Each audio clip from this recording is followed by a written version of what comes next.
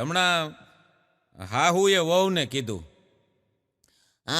વો બેટા કે બોમાં જરાક માથામાં તેલ ઘસી ગયો ને બાપા. તો વહુ કે બા હું કાંઈ અહીંયા તેલ નાખવા નથી આવી અને આજ તેલ નાખી દઉં છું, પછી વારા ઘડીએ ન કહેતા મને. હા બાપા, એક વાર તો નાખી ગયો, દુખે છે માથું એટલે કહું છું બાપા. વહુ આમ તેલ નાખવા જતા હતા ને માથામાં, તે બે સફેદ વાળ ભાળી ગયા. કે બા શું છે? આ તમારા માથામાં બે સફેદ વાળ ક્યાંથી આવ્યા?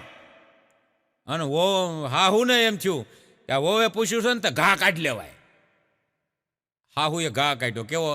ઈ તો છે ને બાપા, જેના છોકરાની વહુ બરોડ આવી ગઈ હોય ને, બરોડ માથા ભારે, એની હાહુને વાળ વેલા સફેદ થઈ જાય.